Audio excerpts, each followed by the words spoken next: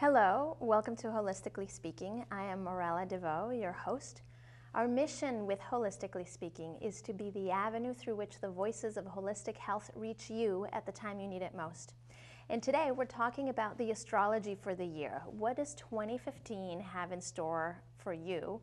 And my guest today to guide us through the topic is my dear friend, Gretchen Heidel. Hello. I'm so thrilled to have you on the show. I know you've been on the show before I came to produce it and host it, and it's just a treat to have you. Thank you.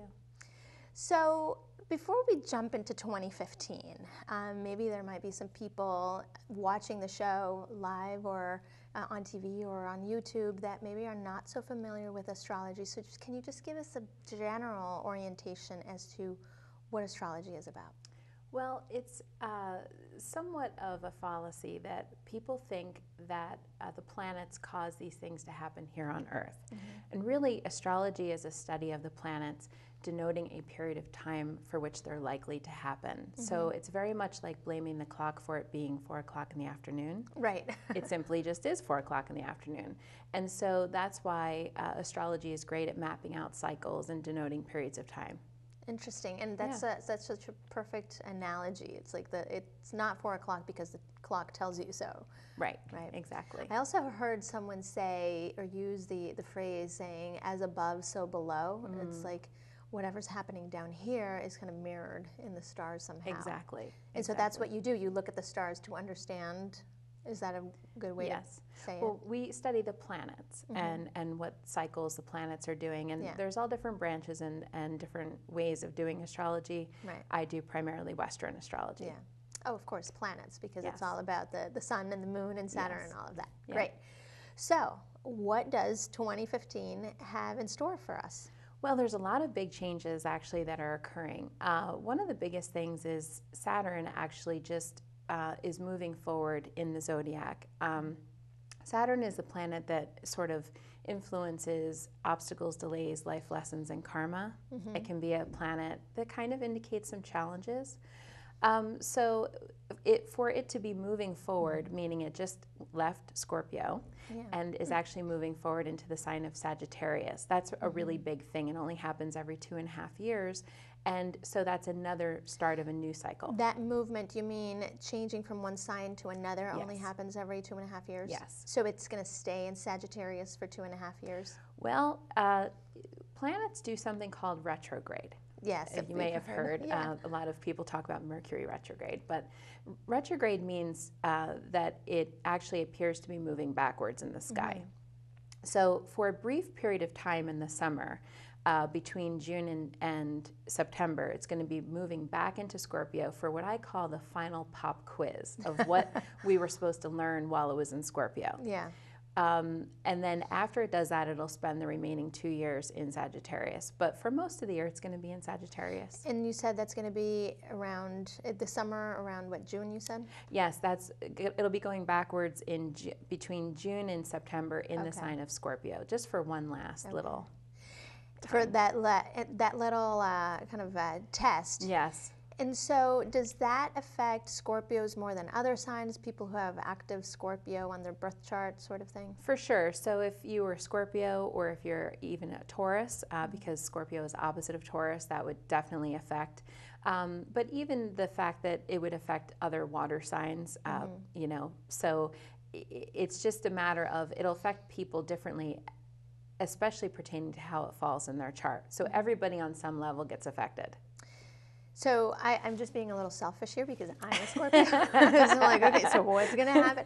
No, but what's the energy? Like, what are some of, because you talk about Saturn being kind of the life lessons, the, you know, kind of challenges. Yeah. So what might that look like? So it's interesting because what we were supposed to learn, you know, we're talking about Scorpio, so we're talking about sexuality, and so that's definitely something that was heavily influenced during this cycle. The last time it happened in the 1980s, and us astrologers really like to look back at history and look at cycles and what these different cycles had produced. And in the 1980s, we were talking about HIV and AIDS. So Rock Hudson had just passed away, and it was the first time like things were really starting to come out about that. This cycle, it really seemed to be gay marriages is what I had, sort of observed, and what that means, and the paradigm, the new paradigm of really what marriage means in this country. Well, and if we take those two kind of sets of social shift, it was a really massive shift in consciousness or attitudes, social attitudes, massive shift that was required for the social adjustment to AIDS, and also it's been a massive shift for society and kind of in taking on that lesson of, okay, we can move up to a new definition of marriage and relationship. Right, and that often comes through challenge or adversity. So we definitely saw a lot of that happening. Some states were on board, some states were not on board. Lines were being drawn in the sand, but we're still learning that. We're still learning that process and going through some things. So we're going to get a brief, a little taste of that again in the summertime. Okay. Yeah. Yeah, and it was certainly a lot of hard work for a lot of people. Yeah. Oh yeah, for sure. And a lot of testing. Right. And when we talk about Scorpio, we're talking about deep, intimate issues, right? Or deep, intimate areas of feeling and psychology and all that stuff. So for sure, that will be part of the paradigm of that. That's the old paradigm, and we're shifting into the new paradigm now. I was just going to ask, so what's the shift into the Sagittarius going to look like? Yeah, so Sagittarius is a much different sign, right, than Scorpio. And so the lessons and challenges are going to be pertaining towards religion and spirituality, faith, really. It's going to be international, different things with international policies and, potentially wars and different things like that, and what's going to happen there. Risk. Yeah. Sagittariuses are a little bit, they have some risk about them. They like to be sporty and athletic and challenged. So when we think about risk, actually, we're thinking about stock market. Okay. And that's another area that could be affected, again, potentially through challenge and adversity. Yeah. The interesting thing about Saturn, though, is that if you pass the test, great rewards can be given. So it's not all about a complete loss or a complete wipeout. If you get the lesson and sort of graduate, then you'll be able to improve yourself or life. Yeah.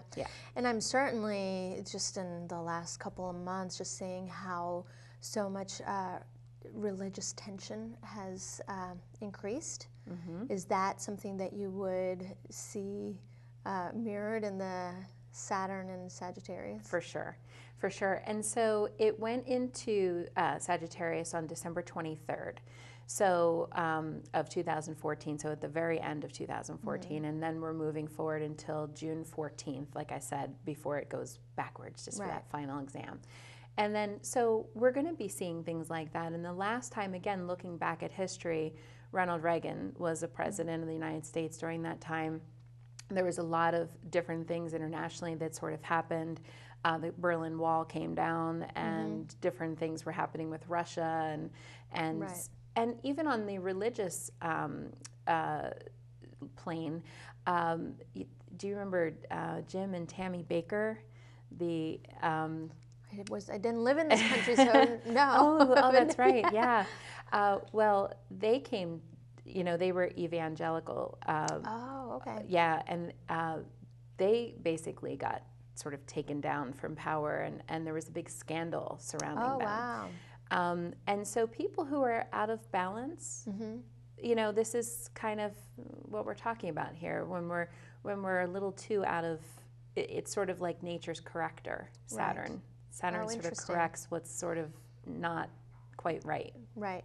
So people with with Sagittarius in their chart, whether they were, the sun sign is Sagittarius or some of their other elements, what might they experience with this shift? Yeah, so we're all going to be experiencing these Sagittarius sort of traits. So we're in a much more fiery time, right?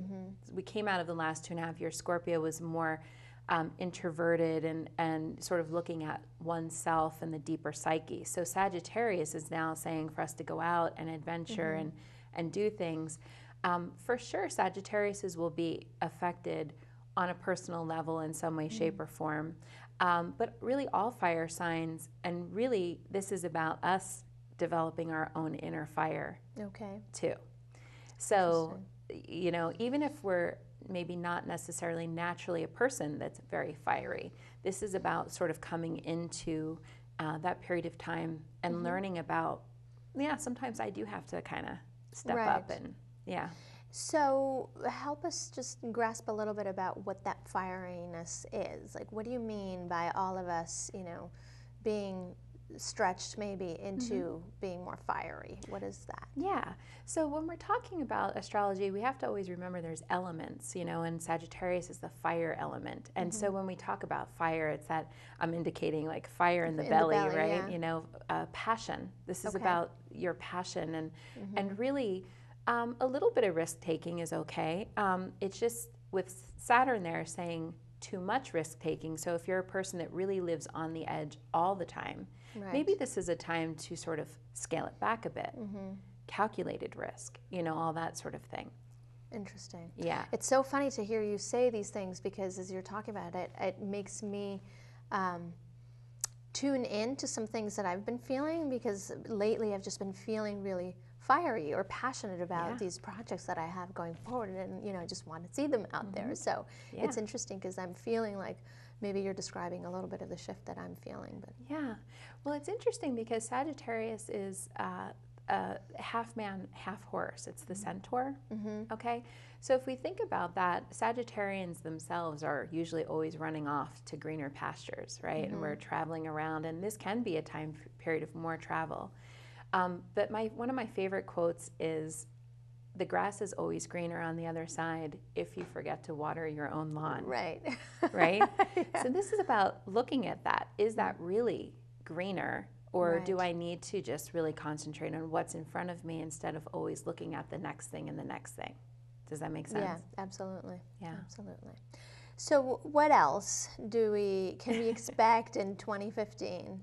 Yeah, so I did indicate risk, and I do have to talk about a little bit of Saturn does have somewhat of a dark side, right? So I will say that just to be careful with too much risk is really the big thing, because I will say during when the Great Depression happened, and even in the 1980s when there was Black Friday, where the stock markets crashed, two very significant times was when Saturn was in Sagittarius. So really it's about looking at risk, and really what does risk mean to you? Right. Okay, so that's really the big sort of cautionary tale there. Yeah. Are you putting yourself at risk so much that you could be risking everything? Right. Sagittarius tends to be sometimes just a little too over-optimistic. And this is Saturn's going, whoa, just reel that back just a bit. Right. Yeah. Gotcha. Yeah. So are there other significant planets that we need to look at in 2015? Yeah, for sure. So the two planets that affect, when we're talking about predictive astrology, the two planets that affect us the most are Saturn and also Jupiter. And Jupiter is in play currently as well. Jupiter is also in a fire sign. It's in Leo. Okay, so Leo is good luck, good fortune, optimism, all that stuff is influenced by Jupiter. And, you know, some people don't like the word luck, but I think it's, you know, optimism and good karma. Right. Okay, not necessarily harsh karma. Yeah. So it's going to be traveling through the sign of Leo. And for sure, we're going to be getting some really nice benefits, especially on March 3rd, okay, and also June 22nd. Jupiter is going to be falling into a really pleasant and beneficial astrological alignment with another planet that's going to be really, it's going to be like potentially sudden, you know, good fortune or a sudden inspirational insight over something. But during those times, we're going to have it's going to be kind of big energy. And those dates again are March 3rd and June 22nd. June 22nd. I want to put those in my calendar. Yes. Maybe plan a little retreat or something for. Yes, exactly. So Jupiter is going to be in Leo up until August 11th. Okay, so we have between now and August 11th, Jupiter is in each sign for 1 year. Instead Okay. of the 2.5 years, we're now at 1 year. So it's been in Leo since last summer. And so it'll be going out of Leo, and then it'll go into Virgo in the last half of the year. So Virgo's a way different sign than Leo. Okay, so as it moves forward towards the end of the year, we're getting more conservative. So not only is Saturn getting more conservative by the end of the year, so is Leo. Interesting. So is Jupiter. Jupiter. Yes. So basically, as we're going into that time frame, the first half of this year is kind of like go, go, go. Right. The second half is saying, maybe I'm going to reassess or reevaluate sort of what's happening. And is this really concrete? Yeah. Does that make sense? Yeah. So the qualities, can you contrast a little bit for us the qualities of, say, Virgo versus Leo that are going to be more prevalent or kind of activated? Yeah. Well, Leo's the great performer. Okay. So Leo has very big energy. Okay. People that are born under that sun sign tend to be very big personalities. Madonna, Whitney Houston, those are some bigger, energies. We're not all Madonna or Whitney Houston. Right. But for sure, they're big-hearted, generous, tend to be big and over the top. Okay. Yeah. That's Leo. Virgo's way different. Virgo is a supporter. Yeah. Not necessarily in a leadership position, unless if there's other planets going on in the person's chart. Virgo tends to be conservative, detail-oriented. Things need to be well thought out. And specifically, this may benefit what you do, but it's also the sign that's most associated with health and wellness. So we're going to be. I didn't know that. Yeah, it's actually said that the two best doctors to work on you are Virgos or Scorpios, actually. Oh, interesting. Yeah, Scorpios more in the form of cutting, Right. blood or acupuncture, any kind of thing like that. Whereas Virgo is so detail oriented. You want your doctor to be really detail oriented. Right. Right. Yeah. Interesting. Yeah, it's so funny to hear you say that because as I think of people who are quintessentially Virgo, I don't know Virgos that want to be the center of attention like the Leos that I know that are just like, oh, shine the light on me. You know? Yes. Yeah, and that tends to be the case. But of course, if let's say a person was a Leo with a lot of Virgo in their chart, then that would make them more subdued. Right. If that makes sense. Yeah. So then what we're going to likely be noticing is that the latter part of the year we're going to be feeling more conservative. So what I heard you say is is it Saturn kind of very risk-taking type of energy first half, and then when Jupiter right moves to Virgo, it's going to be more leaning to the conservative, not so risk-taking. Let me dot all my I's and cross my T's. So yes, for sure. And on a personal level, we may actually become more health oriented, like taking a look at, because again, Jupiter was big and over the top, and sometimes people tend to gain weight during that cycle. Yeah. Whereas when we're looking at Jupiter and Virgo, we're like, ooh, maybe I should drink more green smoothies every day, and maybe take some walks and those sort of things. Right. Yeah. Right. So is it fair to say that we should take a little bit of inspiration of both? Like if we know that the first half of the year is fostering like over-exuberance, maybe think, okay, let me think of dotting my I's and crossing my T's now when I'm feeling over-exuberant. And then the second half, ease up a little bit if things are getting too tense. Right. So I would definitely say it's about balance, yin and yang sort of energy, where you always want to sort of balance these energies. For sure, if you get a great opportunity in the first half of the year, go. However, you're going to be potentially in the second half of the year thinking about things. So if we know this astrological time frame is coming up, we can better plan in that way and say, maybe I should just evaluate this a little with a little extra, if that makes sense. Yeah. So are there other big influences this year that are worthy talking about? Or Well, I do have one that's really, I could talk all day about this stuff, Yeah. but really I have a biggie that's the ending of a cycle that started back in 2012 until 2015 is where Uranus and Pluto were forming a square. It formed a square 7 different times. And the last time it formed the square was back in 1930 when the Great Depression was coming and Hitler was taking power, and there was all kinds of really not so great things happening in the world. Right.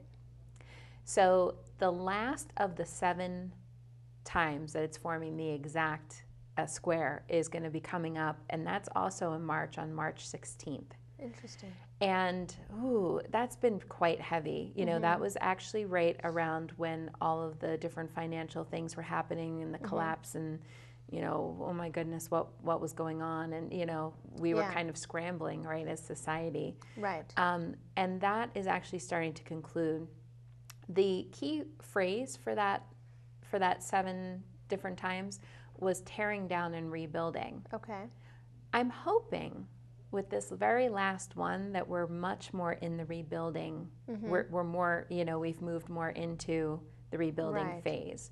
Right. It for sure had a big influence on our economic markets. Yeah. So it was, just to understand, so this square is something that's been ongoing for a while, and it's ending on March 16th? Is that what? Yes. It's been ongoing since 2012. Okay. Yeah.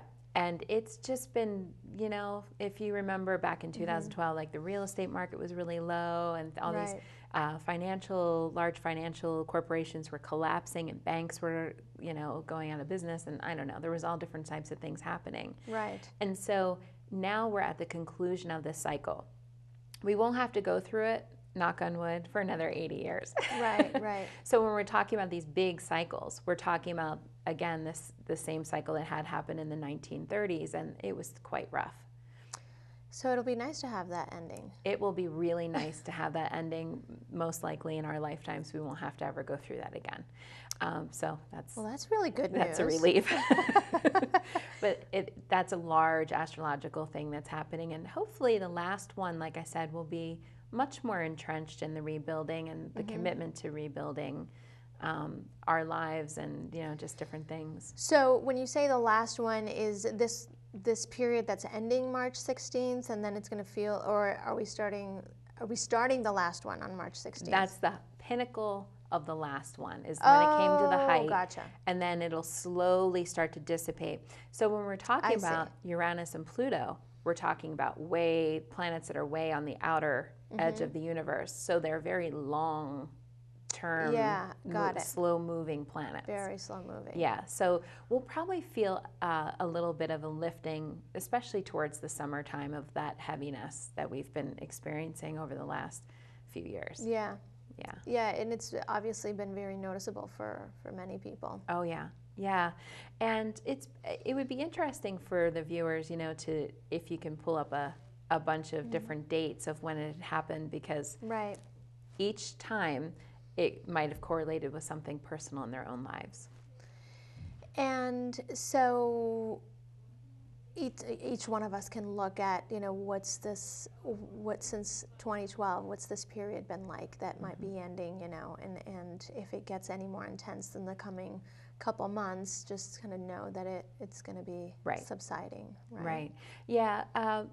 There's always been some sort of something in the news going on around the Uranus-Pluto. Every time it's come to a height, every time that square has come to a height, like I said, it's come to a height 6 other times now. Right. There's been something happen in the news, or some sort of something. Yeah.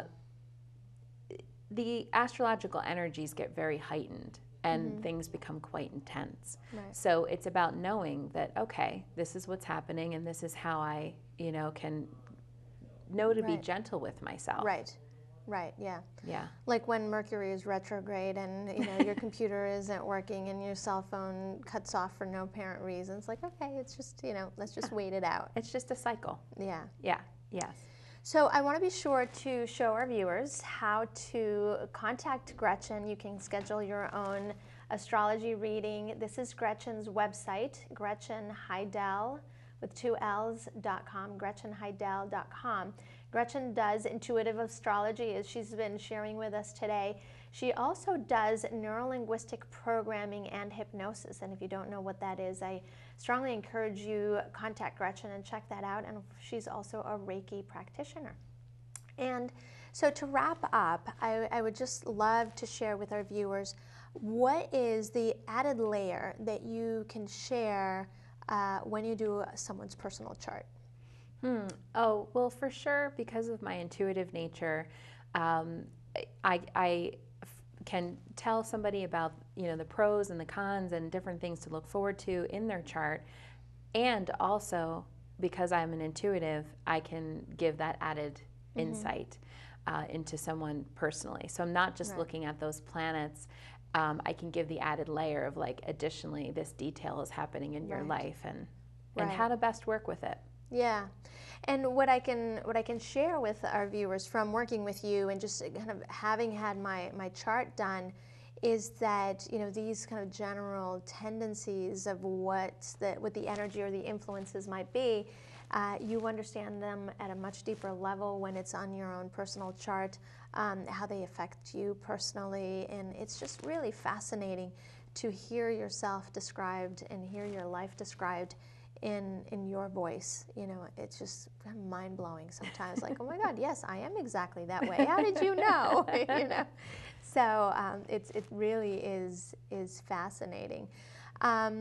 There was something I was going to say, and it's escaping me now. Any kind of trends for love and romance that we could say in 1 minute? I would say in general to be operating from a place of faith. That's really Sagittarius, in Saturn and Sagittarius is really about operating in faith and not fear. Yeah. And I would say that when we're looking at love or even other areas of our life, when we're in faith, I think that that's when our energies are at the highest and truest and best. When we're in fear, not so much. Absolutely, yeah, things kind of get stuck when we're in fear. And I remembered what I was going to say, that having my chart done by Gretchen, that added layer of intuition that you bring to the table, it just it really kind of colors it differently. You all of a sudden, it's not necessarily something that you're picking up on the chart, but that you all of a sudden have an insight, and it's so meaningful. It's hard to describe, more tangibly, but there's definitely a difference between having an astrology reading with you versus somebody else. You have kind of an additional layer. Oh, thank you. Thank you. Well, thank you so much for joining me. This it always goes in a flash. I feel like there are a million more things that I would want to ask. We only talked about maybe 3 planets, so there's so much more I'm sure that we could have talked about. But it was a pleasure. Delightful to have you. I hope it was as interesting for you as it was for me.